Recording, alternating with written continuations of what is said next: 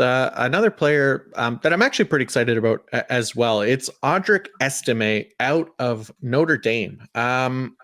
So Estime, for me, when looking at his data, it consistently improved during his 3-year college career, culminating in a top 3 PFF rushing grade for the entire FBS in 2023 at 94.0, 4.27 yards after contact per attempt in 2023, helped propel his career rate among the 85th percentile among running back prospects since 2018 as well. But where he truly stood out among the rest of this class and even among prospects of years past was his rushing grade versus an 8-man box, where he earned the best mark among all FBS running back prospects since 2018 with a 92.1 rushing grade against a stacked box. He's a bigger back, 221 pounds. He's thick, he's strong, he has the vision and ability to fight for extra yardage, which has really influenced his score in that category against stacked boxes. And I think should be viewed as kind of a key trait for him to translate to the NFL as well. As far as weaknesses go, he probably doesn't stand out as a potential 3-down back right now, in large part to him just not being utilized in that role nearly at all in college. But to be fair to Estime, like Notre Dame as a team rarely utilized its running backs in the passing game. With Estime, he led the backfield with just 17 targets in 2023. He did catch all 26 of his career targets and earned a fine 72.1 PFF receiving grade in 2023, but profiles more as like a pass blocking option than a pass catching option on those downs right now. And even if that is an area that he'll have to improve in order to earn that role in the NFL, I still have faith that there's potentially, again, another guy that could start to see his role grow as a pass down back over time, right? Like he's going to have to improve as a pass blocker, but he's already started to show a little bit of signs of that. And he definitely has the strength for it to potentially hold up as well. So yeah, I'm optimistic about Audric Estime. I'll be curious where you're at with him. I'm extremely bullish on Audric Estime here.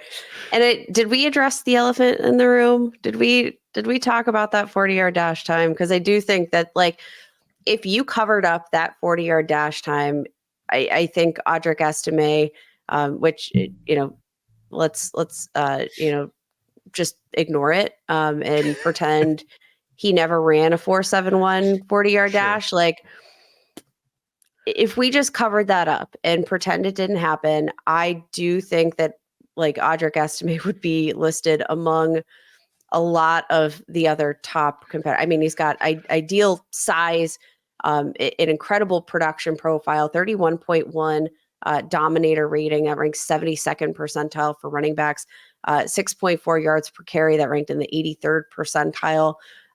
Just such a tough runner. He is thick. He's like, just, he can run downhill and with so much power. And I loved his tape so much.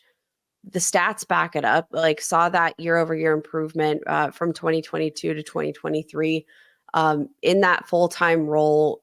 Absolutely excelled. Like you said, not necessarily an experienced receiver, which also might hurt some of that draft stock, but not necessarily, because I don't think he's a capable receiver.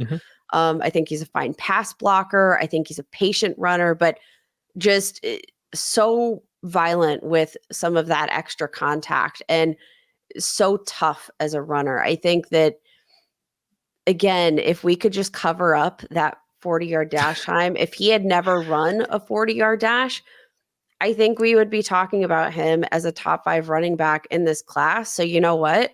I'm going to cover up the 40-yard dash and I'm going to rank him as a top 5 running back in this class. I just think from a skill perspective, just has so much strength, contact balance, can break tackles. I love everything about Audric Estime's game. And, it's funny, there was another really slow running back that came out of Notre Dame with a great production profile. That was Kyron Williams. And I'm not saying he's Kyron Williams, but I'm saying like we've seen this mold before. And watching Audric Estime play football, I don't necessarily think that you don't see the explosive. Like the 40-yard dash was awful. The vertical and broad jump, both ranked 85th percentile or above. 5% of his rush attempts went for first down or touchdowns in 2023. That was the 5th highest rate among Power 5 running backs. Ranked second in the Power 5 with 4.3 yards after contact per attempt this season. 30% missed forced tackle rate. Like, he is not a guy that wins with straight line speed, which is what the 40-yard dash demonstrates. He's a guy that wins by withstanding contact. He's a guy that wins, I think, in so many other ways that, like, who cares about his straight line speed? I don't care. I don't care. And to be honest, like, we can cover up the combine a little bit if we really wanted to, and just use his pro day 40-yard dash because it was a 4.58, right? So he improved, which, you know, who doesn't improve on their pro day, obviously, right? But there's ways to look around it. And look, like you said, he's a top 5 running back for me in this class as well. I know he's number 9 now on the PFF big board, but I'm with you. I'm optimistic, and there's a lot of reason to be optimistic. I think, like you said, like career rushing grade 95.3 is 93rd percentile, had one of the best single season rushing grades as well in the 98th percentile. Yards after contact per attempt for his entire career, 4.1, is 85th percentile. And surprisingly, his explosive run rate, 19.1%, is 84th percentile, right? Like, so there's a lot there that, you know, says that he's more than, you know, just this kind of plotter or anything like that. Well, if people are just looking at that 40 time, for example. And I think, like, for what he lacks with the speed, like, again, winning in terms of yards after contact, and he wins with play strength, like that.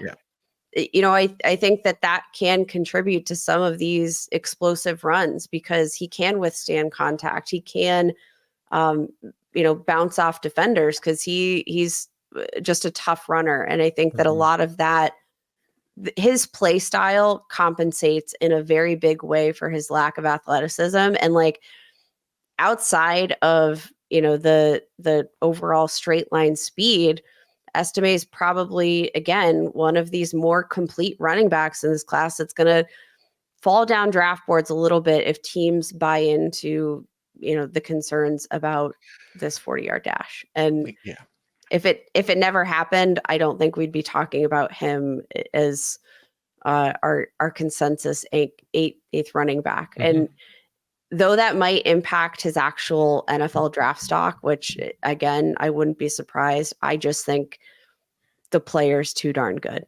Yeah.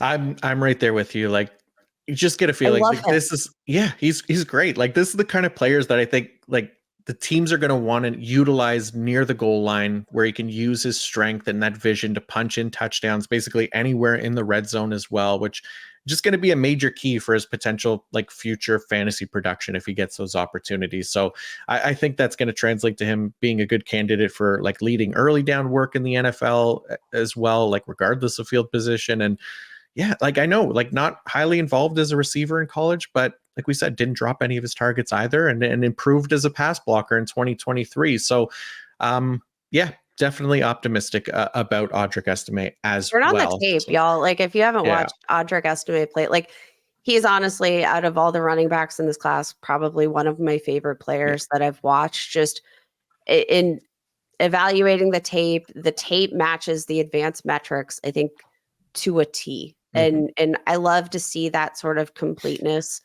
in a profile for a prospect when the analytics and the film can be perfectly married. And I think Audric Estime is the perfect example of when the tape and the metrics just have this perfect marriage. And I don't know, probably going to be one of the most underdrafted, I think, potential fantasy assets in rookie drafts for dynasty fantasy football managers. So don't sleep on Estime just because of that 4.71 40-yard dash, which we're just going to politely ignore because it ranks in the 10th percentile for running backs. Yeah, I'm changing it to the pro day number. I'm just going to use that. Why not? I'm just going to do the what's a bird box? I'm going to bird box it, cover up my eyes, and just move on, because Audric Estime coming to an NFL draft near you. There you go. Love it. Well said.